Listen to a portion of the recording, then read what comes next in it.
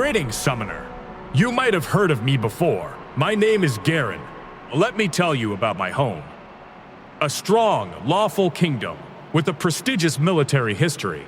Demacia's people have always valued the ideals of justice, honor, and duty most highly, and are fiercely proud of their cultural heritage. But in spite of these lofty principles, this largely self-sufficient nation has grown more insular and isolationist in recent centuries. Now, Demacia is a kingdom in turmoil. The capital, the great city of Demacia, was founded as a refuge from sorcery after the nightmare of the Rune Wars, and built upon the riddle of Petricite, a peculiar white stone that dampens magical energy. It is from here that the royal family has long seen to the defense of the outlying towns and villages, farmland, forests, and mountains rich with mineral resources.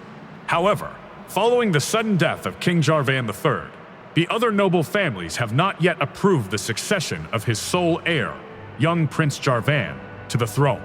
Those who dwell beyond the heavily guarded borders are increasingly viewed with suspicion, and many former allies have begun to look elsewhere for protection. In these uncertain times, some dare to whisper that the golden age of Demacia has passed, and unless its people are willing to adapt to a changing world, something many believe they are simply incapable of doing, the kingdom's decline may be inevitable. And all the Petricite in the land will not protect Demacia from itself. For the Grand Duelist. The frick did I just say? Fiora! It was spelled correctly. Raw.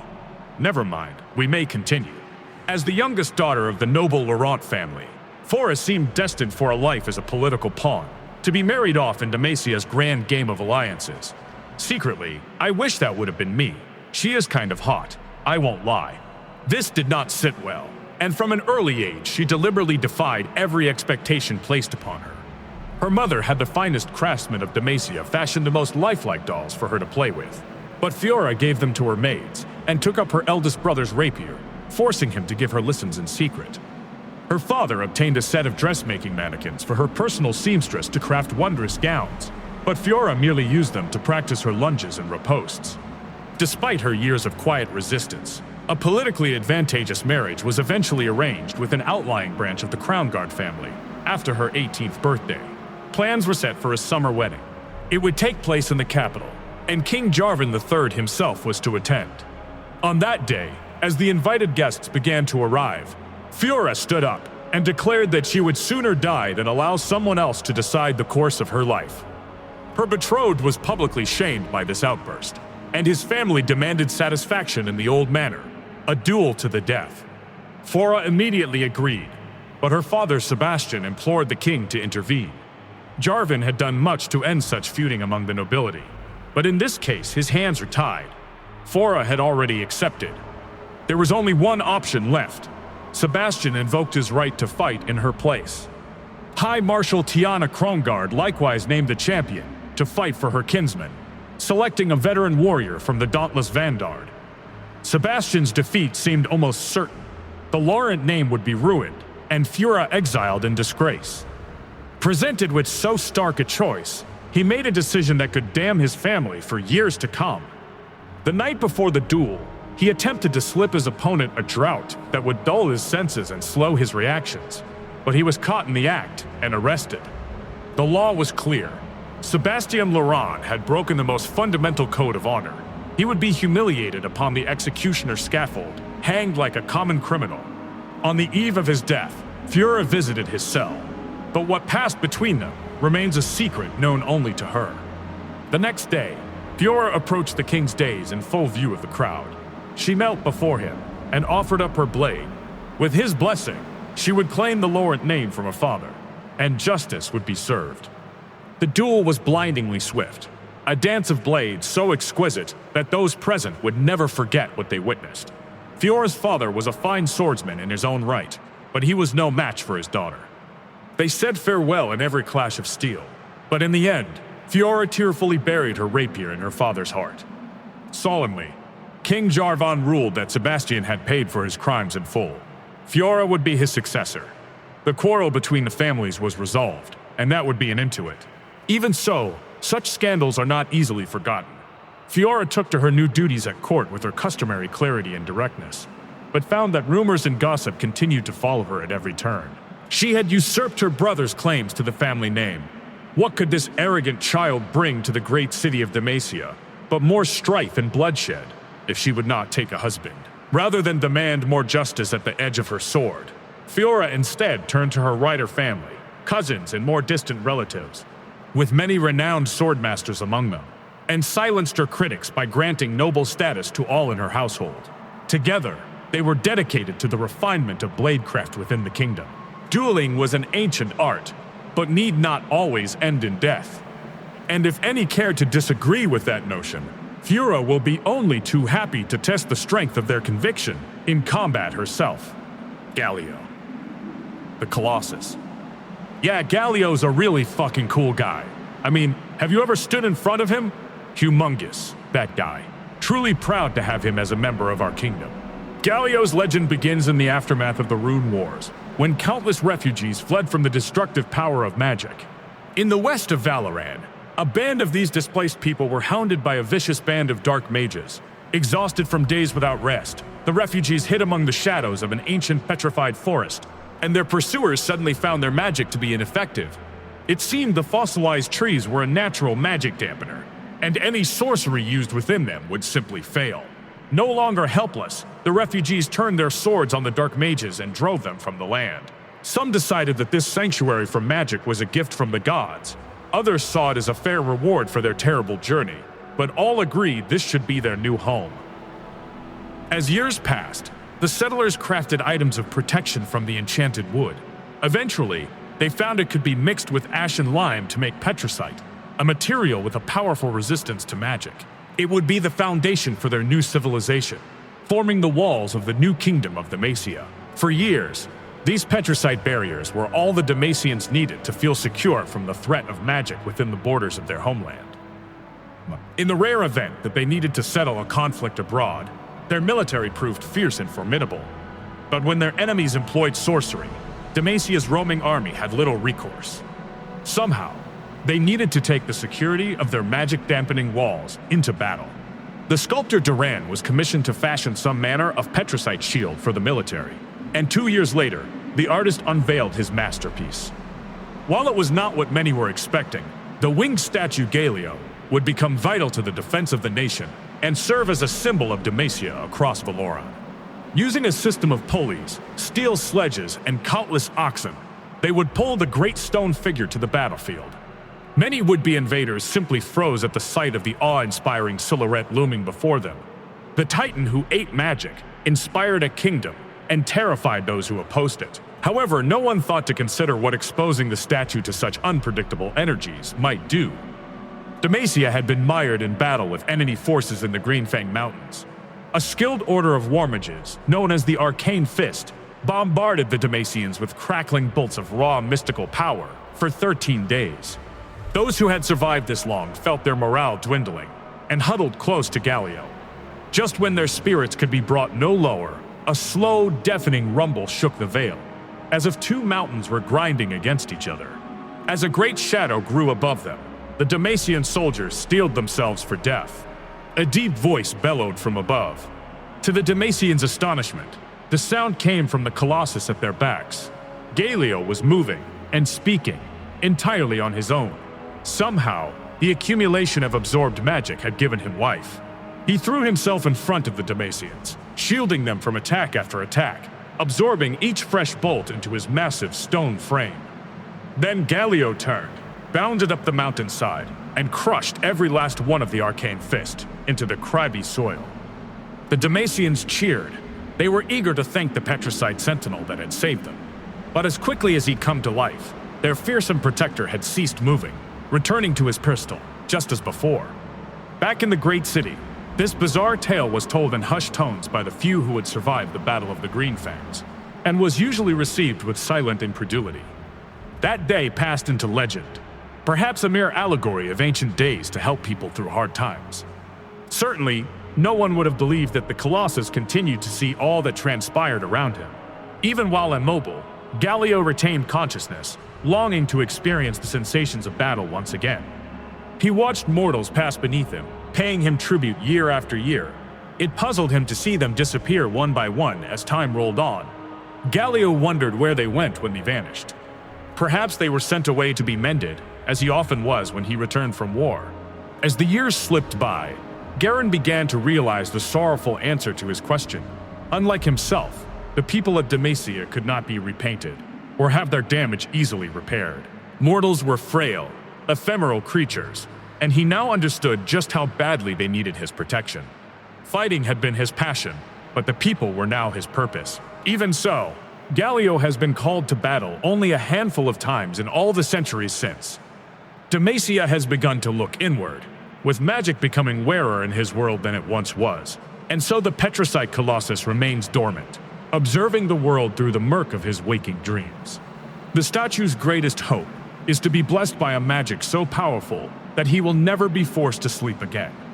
Only then will Galio be able to truly serve his purpose, to stand and fight as Demacia's protector forevermore.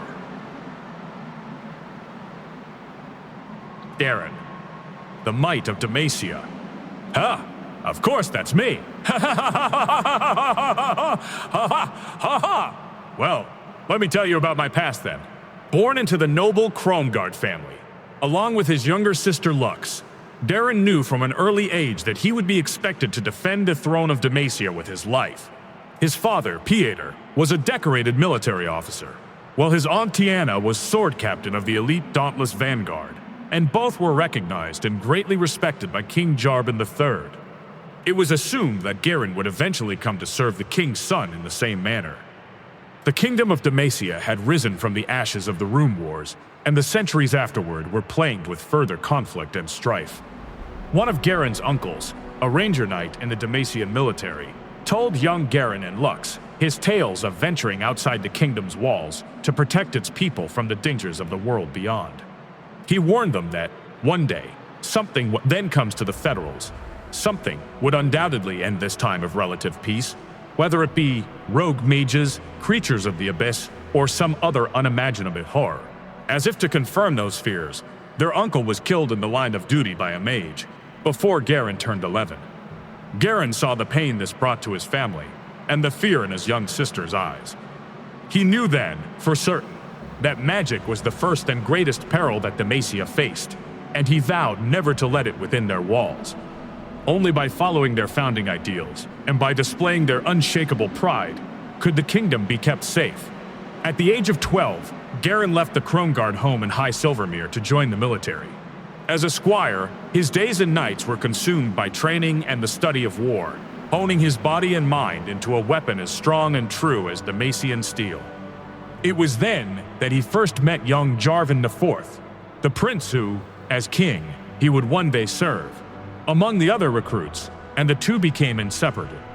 In the years that followed, Garen earned his place in the Shield Wall as a warrior of Demacia, and quickly gained a fearsome reputation on the battlefield. By the time he was 18, he had served with honor in campaigns along the Freljordian borders, played a key role in purging fetid cultists from the Silent Forest, and fought alongside the valiant defenders of White Rock. King Jarvan III himself summoned Garen's battalion back to the great city of Demacia, honoring them before the royal court in the Hall of Valor. Tiana Kromgard, recently elevated to the role of High Marshal, singled out her nephew in particular and recommended him for the trials necessary to join the ranks of the Dauntless Vanguard. Garen returned home in preparation and was greeted warmly by Lux and his parents, as well as the common people living on his family's estate. Though he was pleased to see his sister growing into an intelligent, capable young woman, something about her had changed. He had noticed it whenever he visited, but now Garen wrestled with a real and gnawing suspicion that Lux possessed magical powers, though he never let himself entertain the idea for long. The thought of a Kromgard being capable of the same forbidden sorceries that had slain their uncle was too unbearable to confront. Naturally, through courage and skill, Garen won his place among the Vanguard. With his proud fam and his good friend the prince looking on, he took his oaths before the throne. Lux and her mother spent much more time in the capital, in service to the king, as well as the humble order of the Illuminators. Yet Garen tried to keep his distance as much as possible. Though he loved his sister more than anything else in the world, some small part of him had a hard time getting close to her. and he tried not to think about what he would be forced to do if his suspicions were ever confirmed. Instead, he threw himself into his new duties, fighting and training twice as hard as he had before. When the new sword captain of the Dauntless Vanguard fell in battle, Garen found himself put forward for command by his fellow warriors, and the nomination was unopposed. To this day, he stands resolute in the defense of his homeland, against all foes.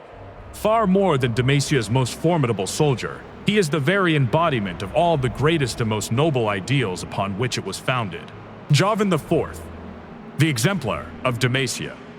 Oh, Jarvan, I've been waiting for the chapter. That man is something. With his symmetrical face and his big lance, well... I meant Jarvan. He's the proud of our kingdom. Soon after King Jarvan III's coronation, he addressed the people scarcely fit to the place where King's campaign will be left. I'm still frightened. When did the Dauntsies put up the people of Demacia? Are they well thought? Well, who was it the province of the city? Well, this kind of province campaign will be left, but it can't help. Even though there were still many foes beyond the borders of their proud kingdom, several of the noble families had begun to feud with one another, some even raising private militias to seek the favor of their new king. This would not stand. Jarvan would not allow such dangerous rivalries to develop, and declared his intention to end the feuding by marriage. His bride, the Lady Catherine, was much beloved by the people, and courtly gossip had long held that the two shared some secret fondness for one another. The bells of the great city rang for a day and a night in celebration, and by year's end came the announcement that the royal couple were expecting their first son. But all joy was forgotten when Catherine died in childbirth. The infant, named for his father's line, was declared heir apparent to the throne of Demacia. Torn between grief and elation, Jarvan III swore never to take another wife, and that all his hopes and dreams for the kingdom's future would live on in his son. With no memory of his mother, the young Prince Jarvan was raised at court, groomed and guarded every moment of his life. The king insisted that he receive the finest Demacian education, learning from an early age the moral value of charity, the solemn burden of duty, and the honor of a life spent in service to one's people. As he grew, he was also introduced to the history and politics of Valoran by his father's seneschal, Xin Zhao. Hailing from distant Ionia, this loyal protector taught the prince about the world's more spiritual philosophies, as well as the myriad arts of war. During his military training, Prince Jarvan found himself facing a brash youth of the Kronguard family named Garen. The two were of similar age, and became a quick pair. Jarvan admired Garen's sheer determination and fortitude, and Garen looked up to the prince's tactical instincts. When Jarvan came of age, his father rewarded him with the honorary rank of general. While it was not necessarily expected that the heir to the throne would take to the field of battle, Jarvan was determined to prove himself, with or without the king's blessing. The lands beyond the Argent Mountains had long been contested by the Empire of Noxus, creating an almost lawless frontier where foreign reavers and warring tribes threatened many of Demacia's allies. The prince pledged to bring stability back to the region. His great-grandfather had been slain by a foul Noxian brute many years ago, in the first clashes between their nations in the south. Now, that insult would finally be answered. Jarvan's armies won victory after victory, but the carnage he witnessed in the outlying towns troubled him deeply. When word came that the gates of morning had fallen, he resolved to drive onward into Noxian territory, against the advice of his lieutenants. Inevitably, with the battalion spread so thin, Jarvan was encircled and defeated by Noxian warbands before he even reached Travail.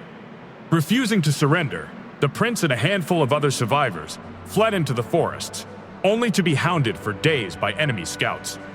Eventually, pierced through his side by an arrow, Jarvan collapsed into the shade of a fallen tree, where he drifted in and out of consciousness. He was devastated.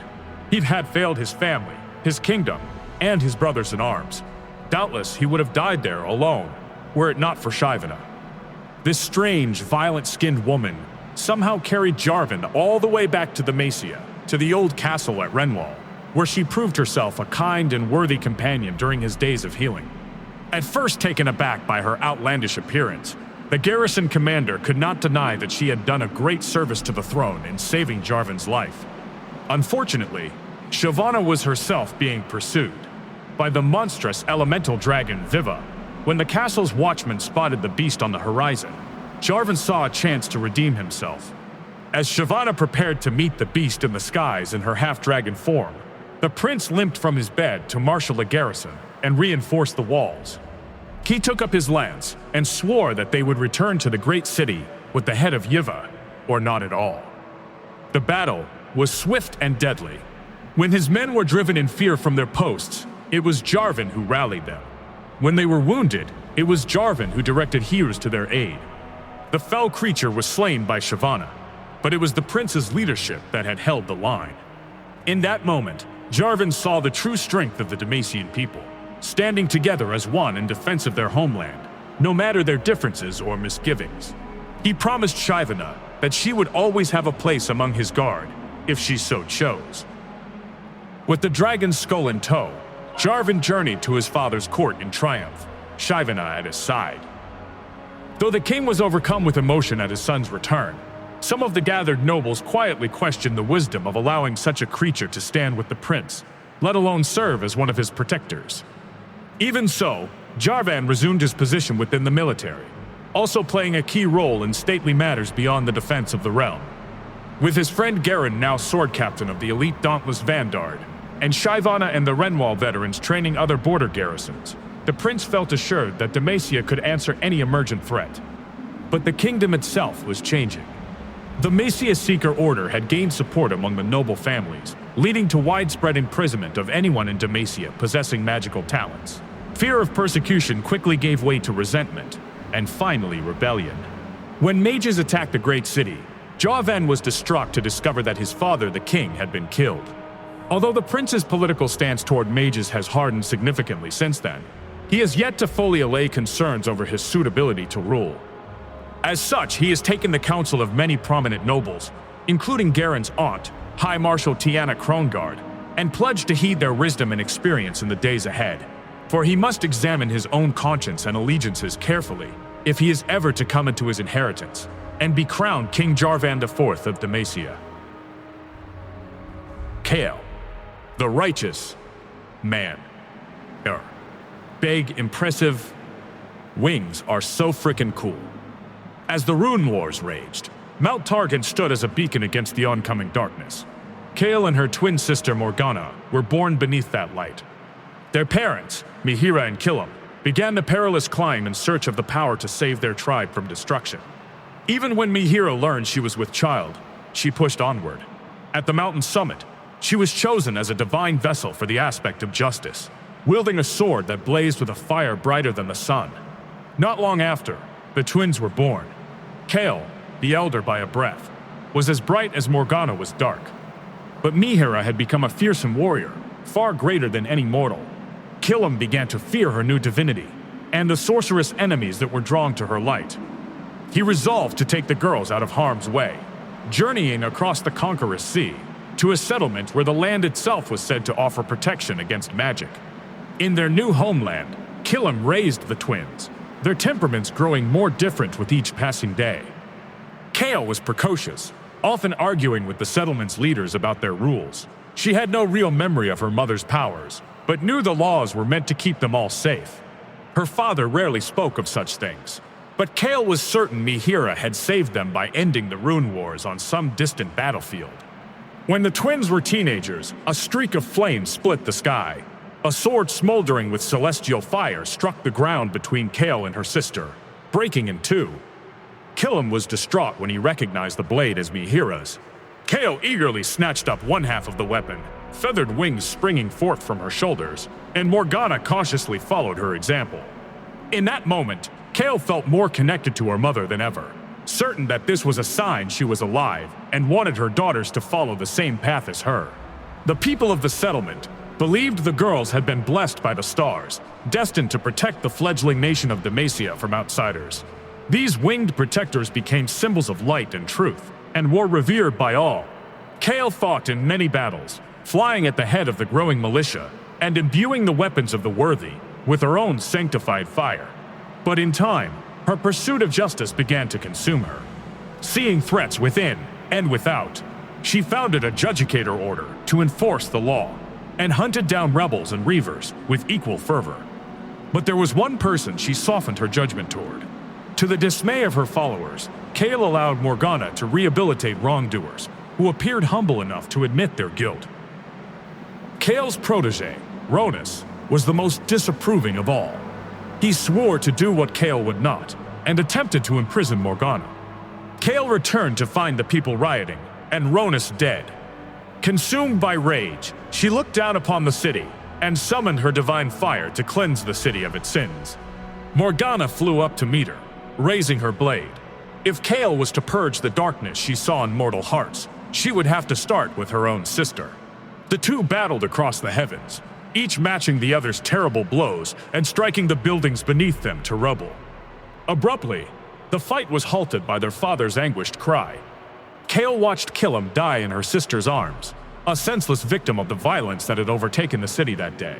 Then she held the two halves of their mother's sword in her hands and vowed she would never again let mortal emotions rule her. As she leapt back into the sky, soaring high above the clouds, she felt she could almost see Mount Targon beyond the horizon, its formidable peak bathed red by the setting sun. There she would seek perfect, celestial clarity. There she would stand at her mother's side and fulfill her legacy to the aspect of justice. Though she has been absent from Demacia for many centuries, Kayle's legend has inspired much of the kingdom's culture and law. Grand statues and icons of the Winged Protector give strength to the heart of every warrior who marches to illuminate the night and banish all shadows from their land. In times of strife and chaos, there are many who cling to the hope that Kayle might eventually return, and others who pray that such a day will never come. Lux, the Lady of Luminosity. Ah, this chapter is about my little sister. Yup, everyone loves her. But I dare you, if I catch you even slightly looking or speaking to her in the most slightly wrong way, that is if you are lucky enough to be graced with her presence, I will find you and cast my R into your fucking rectum, okay? Understand? Good. Luxana, or Lux, as she prefers to be called, grew up in the Demacian city of High Silvermere, along with her older brother Garen. They were born to the prestigious Cromguard family, which had served for generations as protectors of the kings of Demacia. Their grandfather saved the king's life at the Battle of Storm's Fang, and their aunt Tiana was named commander of the elite Dauntless Vanguard regiment before Lux was born. Garen took to his family's role with fervor, joining the military when he was still little more than a boy. Lux, in his absence, was expected to help run the family's many estates, a task she resented, even as a young child. She wanted to explore the world, to see what lay beyond the walls and borders of Demacia. She idolized Garen, but railed against his insistence that she put her own ambitions aside, to the endless frustration of Lux's tutors, who sought to prepare her for a life of dutiful service to the Krongard family. She would question their every teaching, examine differing perspectives, and seek out knowledge far beyond what they were prepared for. Even so, few could find it in themselves to stay angry at Lux, with her zest for life and intoxicating optimism. Little did any of them know, a time of change was approaching. Magic had once brought Runeterra to the brink of annihilation, and Demacia had been founded as a place where such powers were forbidden. Many of the kingdom's folktales told of pure hearts turned dark by the lure of magic. Indeed, Lux and Garen's uncle had been slain by a robed mage some years earlier, and there were fearful whispers, rumors from beyond the great mountains, that magic was rising once more in the world. Riding home one fateful night, Lux and her horse were attacked by a ravenous saber wolf pack. In a moment of fear and desperation, the young girl let loose a torrent of magical light from deep within her, routing the beasts but leaving her shivering in fear. Magic, the terror of the Demacian myths, was as much a part of Lux as her Crown Guard lineage. Fear and doubt gnawed at her. Would she become evil? Was she an abomination, to be imprisoned or exiled? At the very least, if her powers were discovered, it would see the Crown Guard name disgraced forever.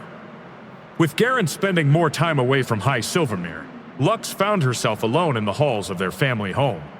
Still, over time, she became more familiar with her magic, and her sleepless nights, fists clenched, willing her inner light to fade, became fewer and fewer. She began experimenting in secret, playing with sunbeams in the courtyards, bending them into solid form, and even creating tiny glowing figures in her palm. She resolved to keep it a secret, as much as she could. When she was 16, Lux traveled with her parents, Pieter and Augethar, to their formal residence in the great city of Demacia to witness Garen's investiture into the honored ranks of the dauntless vanguard. The city dazzled Lux. It was a monument to the noble ideals of the kingdom, with every citizen protected and cared for. Between her family's courtly engagements, she became close with a knight of the order named Kayle, who also taught Lux more martial skills, sparring and training with her in the gardens of the Crown Guard Manor. Spending more time in the capital, Lux has finally begun to learn about the wider world, its diversity, and its history. She now understands that the Demacian way of life is not the only way, and with clear eyes she can see her love for her homeland, standing alongside her desire to see it made more just, and perhaps a little more accepting of mages like her. Morgana. The Fallen. Not this chapter. I really don't like Morgana. She's a very bad influence for the city, and one day I will make sure that justice will strike her. This can't continue. Anyway, whether through destiny or circumstance, Morgana and her sister were born to a world in conflict. The cataclysmic rune wars had ripped through most of Valoran and Shurima, and seemed poised to engulf even the peaks of Targon. Morgana's parents, Mihira and Kayle, knew the legends of the Great Mountain granting divine power. They saw no other choice than to attempt the long and perilous journey if their tribe was to be saved. Even when they learned Mihira was with child, they could not turn back. Finally, where Runeterra touches the stars, Kayle watched in wonder and fear as Mihira was chosen to embody the aspect of justice.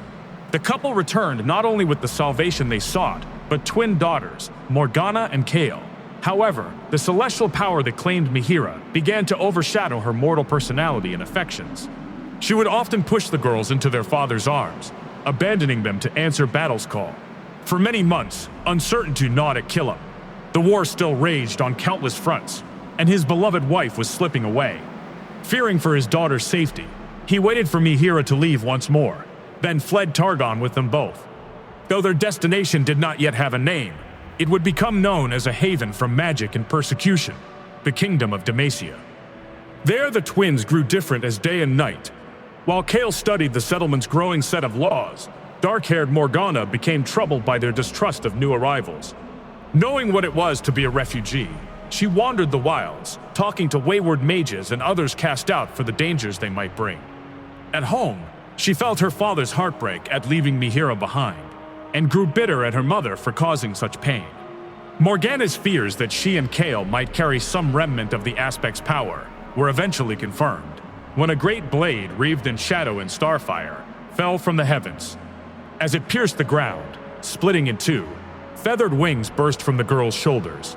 Their father wept at the sight of them, each taking up half of the weapon, and turned away even as Morgana reached out to comfort him.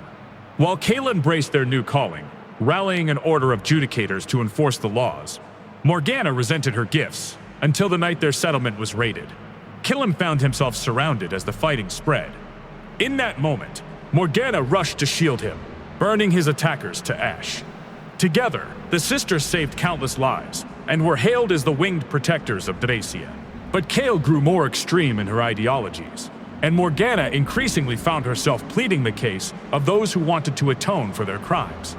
An accord was struck between the sisters and their mortal devotees, though it was uneasy and did not last. Kayle's most ardent disciple, Ronus, came to arrest Morgana herself. Attempting to protect her penitent followers, she shackled him with dark flame until he fell to the floor, dead. Divine fire lit the city from above, as Kayle swore to bring Ronus's killer to justice, and Morgana met her sister in the skies. They raised their blades, each matching the other with arcs of blinding light and burning darkness that lashed down at the buildings beneath them. It seemed certain that one of them would win, but Morgana faltered when she heard their father's anguished voice. Kayle lay in the rubble, mortally wounded. Howling with grief, Morgana hurled her half of their mother's sword at Kayle and plunged to the surface like a meteorite. She cradled her father, cursing their inheritance for the destruction around them. Kayle landed dumbstruck, and Morgana demanded to know if the smiting of wicked mortals included Kayle, whose crime was stealing them away from their mother. Kayle gave no answer, but soared into the heavens without looking back. Morgana's wings became an inescapable reminder of her pain. She tried to cut them from her flesh, but could find no blade strong enough. Instead, she bound them with iron chains, resolving instead to walk the world of mortals. Over the centuries, her tale fell into myth, and the name Morgana was all but forgotten. To this day, the people of Demacia venerate the winged protector, but recall only the glory and truth of one sister, while Morgana's dark outbursts and belief in personal redemption became the mysteries of the Veiled One. Through all of this, she still refuses to abandon those who would seek her aid. Bitter, betrayed, she bides her time in the kingdom's shadows, knowing with certainty that Kayle's light will someday return to Runeterra, and all will face her judgment. As magic begins to rise again, Morgana sees that dawn is nearly upon them. Poppy, keeper of the hammer. Okay, not to admit I secretly have a thing for her, but she could hit me with her hammer anytime. Runeterra has no shortage of valiant champions, but few are as tenacious as Poppy. Bearing a hammer twice the length of her body, this determined Yordle has spent untold years searching for the hero of Demacia, a fabled warrior said to be the rightful wielder of her weapon. As legend describes it, this hero is the only person who can unlock the full power of the hammer and lead Demacia to true greatness. Though Poppy has searched the furthest corners of the kingdom for this legendary fighter, her quest has proven fruitless. Each time she has attempted to pass the hammer on to a potential hero, the results have been disastrous, often ending in the warrior's death. Most people would have abandoned the task long ago, but most people do not possess the pluck and resolve of this indomitable heroine. Poppy was once a very different Yordle. For as long as she could remember, she had been in search of a purpose. Feeling alienated by the chaotic whimsy of other Yordles, she preferred to soak up stability and structure where she could find it. This drive brought her to the human settlements of Western Valoran, where she gazed in wonder at the caravans stripping the countryside in an endless file. Many of the people there looked tattered and weary, but they stumbled on in pursuit of some ephemeral better life that might lie just beyond the horizon. One day, however, a different sort of caravan passed through. Unlike the other travelers, these people seemed to move with purpose. They all awoke at the exact same time each morning, roused by the sound of a watchman's horn. They took their meals together every day at the same hour, always finishing within a few minutes. They set up their camps and took them down with remarkable efficiency. While Yordles used their innate magic to fashion extraordinary things, these humans achieved equally astounding feats through coordination and discipline. They acted in concert like the cogs of a gear, becoming something much larger and stronger than any single person could ever be. To Poppy, that was more marvelous than all the magic in the world. As Poppy watched the camp from the safety of her hiding place, her eyes caught the gleam of armor emerging from a tent. It was the group's commanding officer, wearing a brigandine of gleaming steel plates, each piece overlapping, each an integral part of the whole. The man's name was Orlon, and his presence seemed to stir the souls of everyone there. If someone became discouraged, he was there to remind them of why they pressed on. If someone collapsed from exhaustion, he inspired them to get up. It reminded Poppy of certain Yordle charms, though again, without magic. Poppy crept in for a closer look. She found herself following this shining commander, as if drawn to him by fate itself. She observed Orlon as he led his soldiers in train exercises. He was not a large fellow, yet he swung his massive battle hammer with surprising alacrity. At night, Poppy listened intently to his hushed discussions with the elders of the camp. She heard them making plans to pull up stakes and head west to build a permanent settlement. Poppy's mind was overwhelmed with questions. Where was Orlon going? Where did he come from? How did he assemble this meticulous band of travelers? And was there a place for a Yordle in it? At that moment, she made the most important decision in her life. For the first time ever, she would reveal herself to a human, as this was the first time she'd ever felt a connection with one. The introduction was a jarring one, with Orlon having just as many questions for Poppy as she had for him. But the two soon became inseparable. He became a mentor to her, and she a devotee to his cause. In the training grounds, Poppy was an invaluable sparring partner, the only member of Orlon's battalion who was unafraid to strike him. She was never obsequious, questioning his decisions with an almost childlike innocence, as though she didn't know she was supposed to meekly follow orders. She accompanied him to the site of the new settlement, an ambitious new nation called Demacia, where all were welcome, regardless of station or background, so long as they contributed to the good of the whole. Orlon became a beloved figure throughout the kingdom. Though few had actually seen him wield his hammer, he always bore it on his back, and the weapon quickly became a revered icon for the fledgling nation. People whispered that it had the power to level mountains and tear the earth itself asunder. Orlan passed the hammer to Poppy on his deathbed, and with it, his hope of an enduring kingdom. It was only then that Orlan told her the story of his weapon's creation, and how it was never truly intended for his hands. He explained to Poppy that the hammer was meant to go to the hero of Demacia, the only one who could keep Demacia whole. As her friend drew his last breath, Poppy swore to him that she would find this hero and place the weapon in his hands. But what Poppy possesses in resolve, she lacks in ego, as it never even occurred to her that she might be the hero Orlan described. Quinn, Demacia's wings. Quinn and her twin brother Caleb were born in Uendale, a remote mountain hamlet in northeastern Demacia.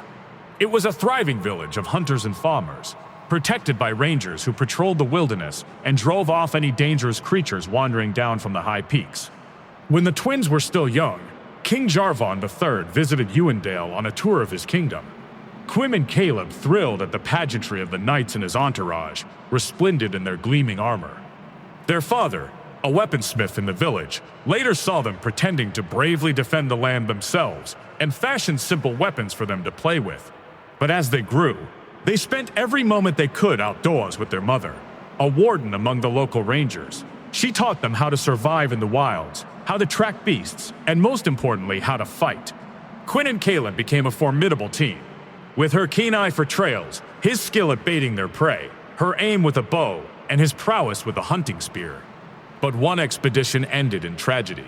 Quinn and Caleb, now rangers for Uendale, were hired to accompany a party of nobles from the capital as they hunted a giant tuskvor, a predator known for its thick hide, long horns, and ferocious temperament. But they failed to kill the creature outright, and the wounded beast turned on them. The twins were quick to intervene, with Caleb's spear putting out one of the monster's eyes, and Quinn driving off the tuskvor with her arrows, but not before it gored Caleb with its dibbly horns. The leader of the party, Lord Barrett Bouvel, helped Quinn bury her brother near where he had fallen. But all could see his death had broken her. Unable to move on, she would return to the gravesite, and the joy she had felt as a ranger began to dim. Her prowess in the wilderness waned, and she started making mistakes. She missed easy tracks, and her aim was off. A few months later, Lady Listara Bouvel visited Quinn's family. The noblewoman was grateful that Quinn had saved her husband's life, and asked what she could do to repay them. Quinn could think of nothing. She thanked Lady Bouvel, and politely turned her away. A year to the day after Caleb's death, Quinn returned to his grave, as she so often did. Lost in grief, she didn't hear the approaching tuskvor, its one eye marking it as the very beast that had slain her brother. The monster charged. Quinn fired arrow after arrow, but to no avail, and she knew it was her doom. Just then, a majestic bird swooped in, an azurite eagle, a breed long thought extinct. The eagle's talons and beak ripped bloody gouges across the tuskvor's face. But the creature was resilient, its horns tearing into the bird's wing. Quinn fired her last arrow as the monster charged her again. This time her aim was true, and the shaft flew right down its gullet, felling the creature in a heartbeat. Though the eagle was injured, she approached with caution, for such birds have been known as vicious and untamable hunters. But instead, she saw in his eyes a deep well of kinship. Quinn bound the eagle's broken pinion and returned to Uendale with him. She named him Valor, and the bond that formed between them rekindled the fire in Quinn's heart. Once more, her thoughts turned to serving Demacia in battle as a knight. Her mother reminded her that this would require sponsorship, and that was far beyond their family's humble means. But her father urged her to seek out Lady Bouvel, who had already offered recompense for service to her noble family in the capital. With his help, Quinn crafted a new weapon worthy of a knight, a finely wrought repeater crossbow, capable of firing multiple bolts with a single pull of the trigger. Quinn and Valor then set out for the great city together. Listara Bouvel gladly vouched for Quinn, even paying a personal visit to High Marshal Tiana Crownguard to petition for her. Within a week, Quinn took her office as a Ranger Knight of Demacia. Now, having brought renown to the Rangers of Uendale, she prefers to remain out in the hinterlands, never staying within the walls of the outlying towns for long. Quinn rarely pulls rank with the Rangers who report to her, instead deferring to their specialized skills and experience in the field. a stark departure from the rigid hierarchy of the rest of the military. Quinn and Valor have ventured far and wide in service of Demacia, risking journeys into the icy Freljord and deep within Noxian-held territory. And with each mission, their unique bond has helped ensure the security of the kingdom's borders for generations to come. Shyvana, the half-dragon. Though they are rare creatures now indeed, there exist a handful of places across Runeterra where the great elemental dragons still nest. Long after the fall of the Shuriman Empire, in the chambers beneath the lost volcano, the elder beast known as Iva guarded her clutch of eggs. Beyond the depredations of rival drakes, dragon eggs were priceless, almost beyond a mortal's comprehension, and so many were daring or foolish enough to try their luck. Iva feasted upon the charred remains of a score or more would-be thieves over the years, before one succeeded in his attempt. This upstart mage fled the mountains with the large egg hugged close to his chest, the jungle at his heels set ablaze by Iva's fury. Against all odds, he reached the coast and left the dragon to slink back to her lair in defeat. She had lost one egg. She would not lose another. The mage traveled north to Piltover, but before he could find a buyer, the egg began to hatch. Whether it was the act of removing it from the nest, or the last moon of autumn giving way to winter, something had changed. It was no infant dragon that emerged, but an apparently humanoid baby girl with pale violet skin, and the mage found he could not bear to abandon her. He raised the child as his own, naming her Shyvana after the dark legend of her broodmother. It became clear that Shyvana was no mortal. From an early age, she was able to shift her form into something monstrous, akin to the half-dragons of ancient myth. This made living among the common folk of Valoran difficult, to say the least. One thing was clear: Eva retained some connection with her lost daughter, and it grew stronger over time. When her other offspring finally took flight, Eva left her empty nest and soared far over the ocean in search of Shyvana. The land was racked by fierce border wars, but armies and villagers alike scattered at the great dragon's approach. Seeking refuge in a ruined farmhouse, Shyvana saw her adopted father engulfed in flames as Iva swept low overhead. The young woman dragged him into the nearby forest, but there was nothing more she could do. She buried him in a simple grave beneath a spreading oak and set off alone. After many weeks in hiding in the wilds, always on the move, Shyvana picked out the faint scent of blood among the trees. She found a wounded warrior, close to death, and knew this was someone she could save. Without a thought for the beast that hunted her, she assumed her half-dragon form and carried the unconscious man far away to an outpost on the borders of Demacia. There, in the castle at Renwall, Shyvana discovered that this warrior was none other than Prince Jarvan, the king's only son and heir to the throne. Though the station soldiers regarded her violet skin and strange manners with some suspicion, she was made welcome. Demacians, it seemed, always looked out for one another, and her time in the town was the most peaceful she had ever known. The peace was not to last. Shyvana sensed darkness on the wind. Iva was coming. The recovering prince, knowing that he had to marshal Renwall's garrison, brought the terrified locals inside the stronghold in preparation for the coming battle. Even so, Shyvana prepared to make her escape. Jarvan confronted her, and she admitted that the creature in pursuit of her was of her own blood. She could not allow innocent people to die for that. Jarvan refused to let her go. Shyvana had saved his life, so it was only right that he fight at her side. Now, moved by his offer, she accepted. As Yuvor came into view, Demacian archers loosed volleys of arrows to keep her distracted. In retaliation, she bathed the battlements in flame, tearing at the stonework with her powerful talons and sending armored warriors tumbling from the parapet. It was then that Shyvana leapt forth, transforming in midair and bellowing a challenge to her broodmother.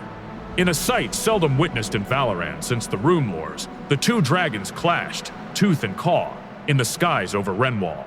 And finally, bleeding from a dozen wounds, Shyvana grappled Yevda to the ground and broke the creature's neck upon the flagstones. The prince himself honored Shyvana's bravery and promised that she would always have a place at his side, if she would return with him to his father's halls. With Iva's skull as proof of their triumph, they set out for the great city of Demacia together. Shyvana has learned that King Jarvan IV's realm is somewhat divided, with the people's distrust of mages and magic putting them at odds with the noble ideals upon which it was founded. While she has found a measure of acceptance as one of the prince's most trusted guardians, she is left to wonder whether that would still be the case if her true nature were more widely known. Sona, Maven of the Strings. Sona's earliest memories are of the Ionian monastery where she was raised, in the province of Garen. The monks, along with kind-hearted volunteers from the local villages, took in any orphans or foundlings left at the front gates, and made sure that they would want for nothing. As a young girl, Sona was considered shy and quiet, until it became apparent that she couldn't speak at all. But she was unusually thoughtful and attentive, and the other children tended to seek her out whenever they needed comfort, their playful smiles quickly restored. And Sona discovered other ways to express herself. Unlike her playmates, she had one possession when she was first found, a curiously strung instrument packed into a plain wooden case. None of the visiting musicians or teachers knew what it was, though that did not stop several of them from attempting to procure it for themselves, one way or another. Instead, Sona taught herself how to play it, and her simple, beautiful melodies moved even the most skeptical listener to tears of joy. However, dark times were approaching. The foreign empire of Noxus had begun landing troops in the northern provinces, and the monks decided to evacuate their young charges to safety before the invasion reached Garen.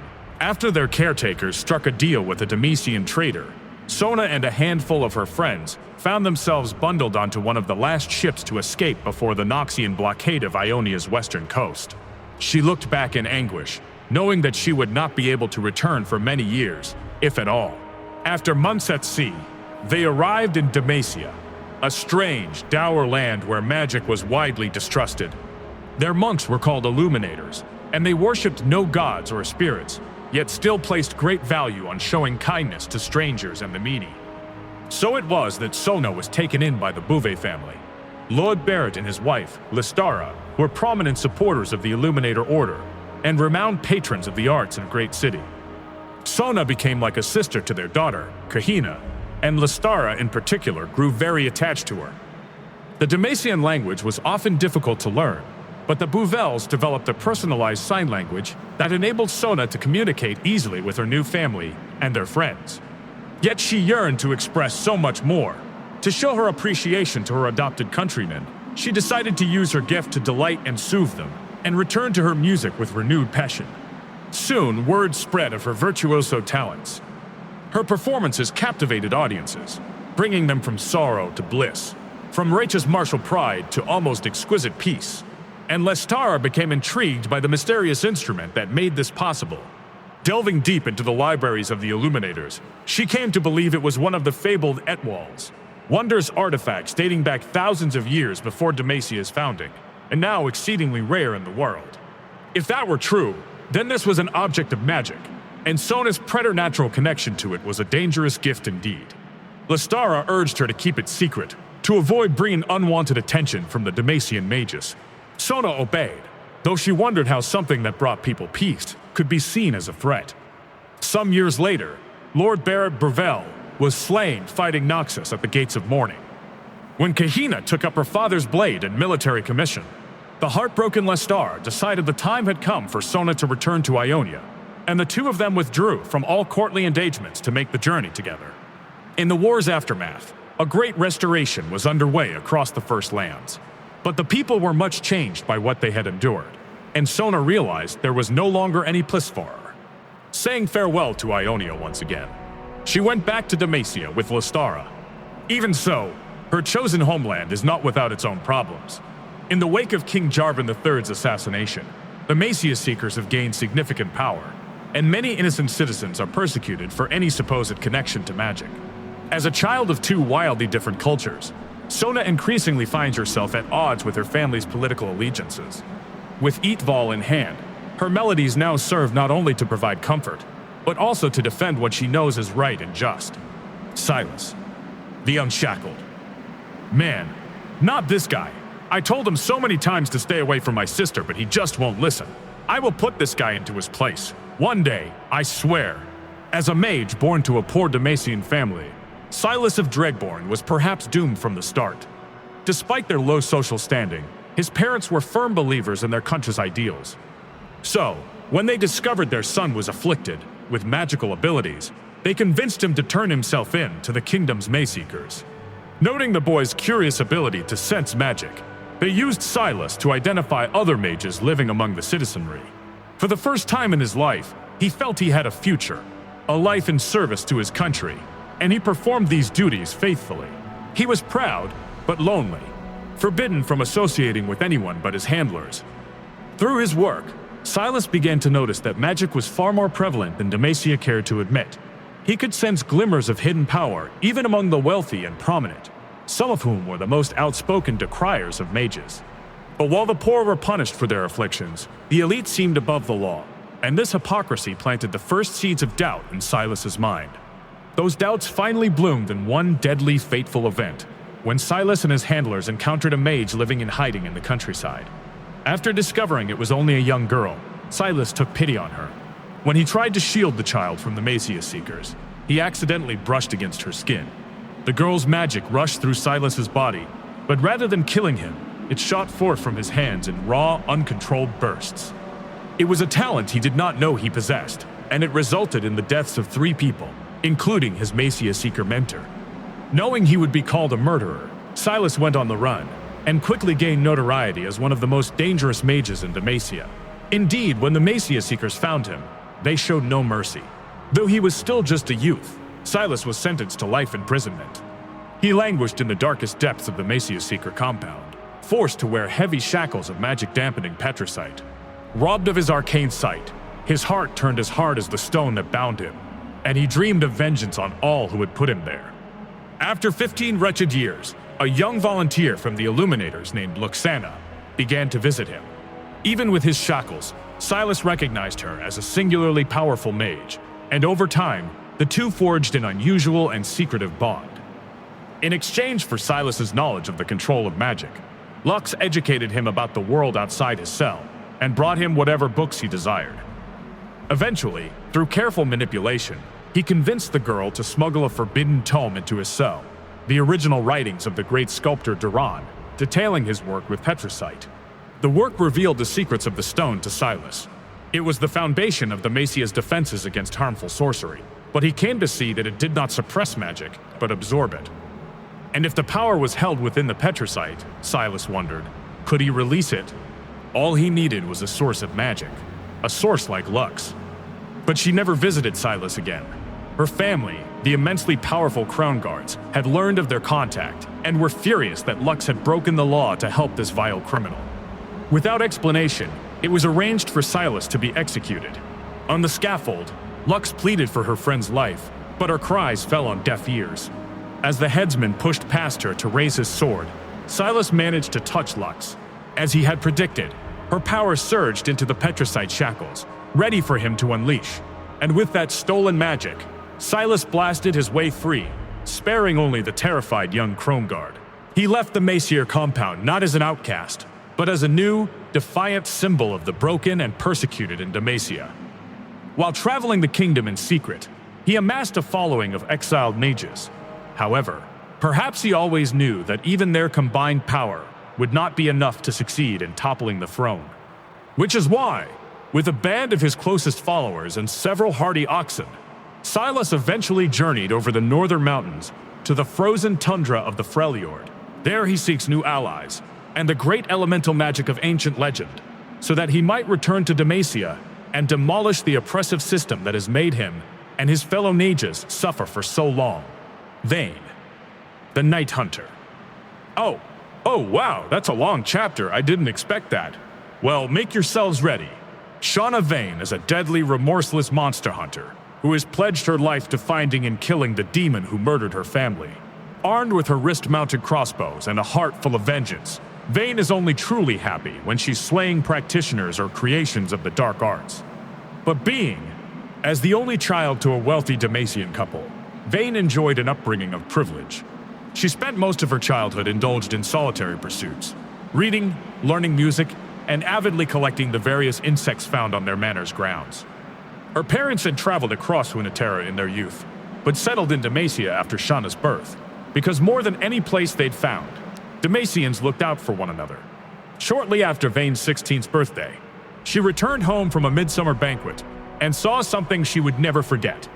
An unspeakably beautiful, horned woman stood before the bloodied corpses of her parents.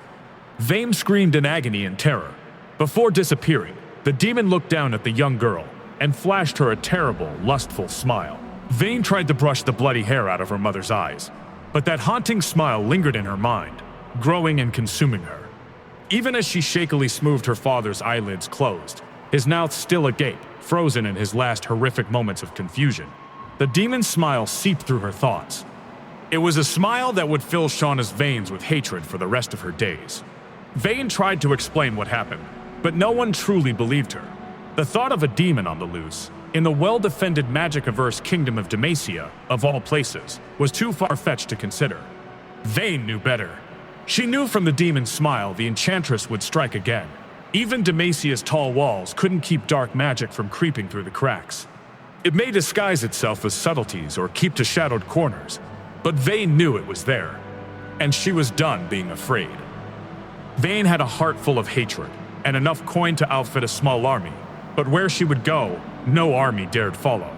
She needed to learn everything about dark magic. How to track it, how to stop it, how to kill those who practiced it. She needed a teacher. Her parents had told her stories of iceborn warriors who fought against an ice witch in the north. For generations, they had defended themselves from her unknowable forces and dark minions. This, Vayne knew, would be where she would find her tutor. She evaded her appointed custodians and booked passage on the next ship to the Freljord. Shortly after arriving, Vayne set out in search of a monster hunter. She found one, although not in the way she intended. Traversing a frozen ravine, Vayne was ensnared by a cleverly carved ice trap. After tumbling to the bottom of a jagged, crystalline pit, Vayne stared up to see a ravenous ice troll, lips smacking with anticipation as he gazed upon his catch. His gigantic blue tongue fell limp as a spear whistled through the air, pierced the troll's skull, and planted itself deep in his brain. The giant toppled into the pit, and Vayne rolled aside just in time to escape being crushed. A sticky pool of drool and blood collected at her boots. Vayne's savior was a grizzled, middle-aged woman named Frey. She bandaged Vayne's wounds as they clung to the warmth of a campfire that struggled to stay ablaze in the frigid canyon. Frey told Vayne of her life's work spent fighting the Ice Witch's minions who had murdered her children. Vayne implored the woman to take her on as a student and teach her to track the dark creatures of the world, but the Freljordian had no interest. Vayne stank of privilege and money, neither of which kept your teeth gritted or your blade sharp through the grueling perseverance of a fight. Vayne couldn't accept Frey's answer and challenged her to a duel. If she won, Frey would train her. If she lost, she'd offer herself as bait to the Ice Witch's minions so Frey could ambush them. Vayne had no reason to think she'd win. Her training amounted to a single afternoon of studying fencing before she wearied of trying to fight with one hand behind her back. But she refused to back down. To reward Vayne's mettle, Frey threw snow in Vayne's eyes and subsequently taught her the first rule of monster hunting: don't play fair. Frey saw a determination in Vayne she couldn't help but respect. The girl had a long way to go as a fighter, but each time Vayne pushed her bruised body up from the dirtied snow to continue the fight, Frey saw a little more of the relentless hunter this girl could become. Beaten in skill but never in spirit, Vayne beseeched Frey one last time. Both of their families were dead. Frey could spend the rest of her days tracking ice trolls until one of them caved her head in, or she could teach Vayne. Together, they could kill twice as many monsters. Together, they could save twice as many families from experiencing the pain that defined them both. Frey saw the same hatred and loss in Vayne's eyes her own had burned with for years. Frey agreed to accompany Vayne back to Demacia. Together they made the journey south, heavily disguising Frey to elude Demacia's border guards. Once back at Vayne's estate, the two spent years training. Despite the pageant of suitors who solicited Vayne's company, Shauna had no interest in anything other than training with Frey. As a result, the two became incredibly close. Frey taught Vayne the fundamentals of dark magic, conjured beasts, and vile spells. Vayne committed every word of Frey's teachings to heart, but found it slightly unnerving that Frey never explained how she came to know so many specifics of these malefic practices. Due to the kingdom's watchful soldiers and anti-magic trees, dark creatures were rare within Demacia's walls, so Frey and Vayne would venture into the border forest at night to hunt. Vayne earned her first kill, a bloodthirsty creature who preyed on traveling merchants, at the age of 18. Soaked in the creature's viscera, something awoke within Vayne. Pleasure. The hot flush of vengeance and violence raced through her blood, and she relished in the sensation. Vayne and Frey spent several years hunting dark creatures, their respect for one another growing with every kill. One day, Vayne realized that she loved Frey like a mother, but her emotions of familial love were so tangled with pain and tainted by trauma, Vayne fought them as she would any beast out to hurt her. Vayne and Frey traveled Valoran, until tavern tales from the highlands caught their ear, whispering of a demonic horned creature of mesmerizing beauty. According to the stories, the demon had been busy. She'd formed a cult, designed to attract worshippers who would do her bidding. People would walk into the hills, never to be heard from again. It was said the cult's high priests had a holy grounds near the cliffside, where they'd prepare the demon's sacrificial offerings. Vayne and Frey immediately set off on the hunt. As they journeyed into the hills by cover of night, Vayne found herself distracted. For the first time since their partnership began, she felt worried for Frey, worried she might lose her mother figure for a second time. Before she could confess her fear, one of the demon's priests lunged from the brush, swinging a mace into Vayne's shoulder. Vayne was badly wounded. Frey had a brief moment of hesitation, but her eyes steeled with certainty as she apologized to her friend and transformed into a monstrous Freljordian wolf. As Vayne watched in shock, Frey, in her animalistic form, tore the priest's tendons from his throat with a swift snap of her mighty jaws. With the priest's body laid strewn at Vayne's feet, Frey retook her human form, yet her eyes betrayed the scared animal within.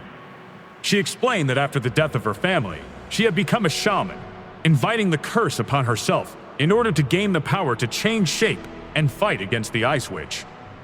The ritual that gave her these powers involved dark magic, but she made this sacrifice to protect. Vayne put an arrow through Frey's heart, without allowing her another syllable. Whatever affection she had felt for Frey evaporated upon discovering her true nature. A tear formed in Frey's eye as she collapsed, but Vayne didn't notice. Whatever warmth the two had shared died with Frey. There were still hours left before dawn, which meant hours left to continue the hunt. Vayne thought only of the demon, the kill that would be hers to save her, and all the kills to come. Runeterra's underworld would come to fear her, just as she had once feared them. For the first time since her parents' death, Vayne smiled. Xin Zhao, the seneschal of Demacia. Well, talking about cool guys, let's wrap up this chapter. Rumored to have never lost in one-on-one combat, Xin Zhao spent much of his life fighting an uphill battle. Some of his earliest memories are of the Viscera, an Ionian fishing boat he served aboard off the coast of Rykon. A diligent cabin boy, he obeyed his elders' every request, from cleaning grimy decks to fixing tangled nets, and enjoyed a peaceful existence until the day they unknowingly ventured too deep into foreign waters. A pair of privateer ships from Noxus chased down the smaller vessel. Their commander cited the glory of the Empire as he boarded, claiming the Viscera and its crew as his rightful property. They were mostly aging fishermen, unfit for military service, but they would be taken back to Noxian territory regardless. After enduring a tough journey across the open ocean, Xin Zhao found himself in a strange new land. There was no delicate beauty in the waters here, no magic in the trees. Imposing gateways and fortified stone walls unlike anything he had ever seen lined the streets, and the people were crammed into every available inch of space. He learned this was the capital of Noxus, and it was from here that a man known as Darkwell ruled the vast empire. Separated from the rest of the Viscero's crew, and with no means of returning home, Xin Zhao entered the service of the man who had taken him prisoner. His skill with a spear did not go unnoticed, and soon he was promised a better life, with meals served on plates in exchange for his martial prowess. Noxus celebrated strength, and his patron deemed him to be a strong fighter. Having nothing to lose, the young man accepted. He shed his ragged clothes for crude armor and entered the reckoning arenas. Truly, this was a strange form of entertainment. Mighty warriors, known by even mightier titles, fought each other before ravenous crowds, who cheered for displays of skill and showmanship as often as they did for blood. Xin Zhao, taking the name Viscero, was catapulted into success. His bouts soon filled the seats of every arena, and also the pockets of his sponsors. In only a few short years, Viscero became a celebrated name, one that audiences adored and other reckoners came to fear. But this good fortune did not last. Beyond the distractions of the reckoner circuit, the Empire faced difficult times. Hostile nations encroached upon its territories, provoking rebellion all along the Noxian frontier. It was rumored that Darkwill and his advisors had offered a fortune in gold for the private release of mercenaries, prisoners, and reckoners alike to be conscripted into the Empire's war hosts. With little more than a handshake, Xin Zhao and his fellows were bought out and placed on a transport ship heading west. Here, at the coastal fortress of Kalstad, the names and reputations of even the most well-known reckoners counted for little. They were hurled into battle against the elite forces of King Jarvan IV of Demacia, who was determined to curb Noxian influence on Valoran. And Xin Zhao quickly learned that war was unlike any arena duel. While many of the former reckoners deserted in the face of inevitable defeat, Xin Zhao held his ground, staining his spear with the blood of hundreds. When the king's dauntless vanguard, some of whom were silently impressed by his skill, finally surrounded him, still he refused to run. Xin Zhao stood tall, welcoming his execution. However, Jarvan thought differently. Unlike the arena crowds, the king of Demacia took no pleasure in needless killing. He granted the defeated Noxians their freedom if they would swear to leave Kalstad in peace. Surprised by this show of mercy, Xin Zhao thought about what awaited him back in Noxus. He could return to a society where his life had meant little beyond the gold he earned for his patrons, where he could fight for those who embodied the virtues to which he himself aspired. Compelled by honor, he knelt before Jarvan III, pledging himself to the king's service. In the decades that followed, Xin Zhao proved his loyalty time and again. As a seneschal of the royal household, he became bodyguard and advisor not only to his friend and master, but also to the king's son, young Prince Jarvan, who would one day inherit the crown. Xin Zhao's path to becoming a Demacian may have been unusual, yet never once did he falter in his commitment to the kingdom and its ideals. This was not from a sense of duty, he reasoned, but by choice. However, his greatest test came when a mage insurrection threatened the capital. With the nefarious Sylas of Dregborn wreaking havoc throughout the great city, Xin Zhao stood ready to defend his liege, but the king commanded him to leave on a personal mission of critical importance. With a heavy heart, Xin Zhao reluctantly obeyed. It was only when the palace bells tolled that he knew the true gravity of his mistake. By the time the seneschal fought his way back, King Jarvan III was dead. Xin Zhao believed his life would be forfeit, but instead, Prince Jarvan reminded him of the pledge he had once made and accepted a renewal of his service to the kingdom. For now, more than ever, Demacia needs its seneschal. The throne lies vacant, as the other noble houses fear that the prince may not yet be fit to rule. Xin Zhao has no such concerns. He is utterly devoted to Jarvan and determined to guide him in the perilous days to come. And that's all I have for you from Demacia, Summoner. Take care out there.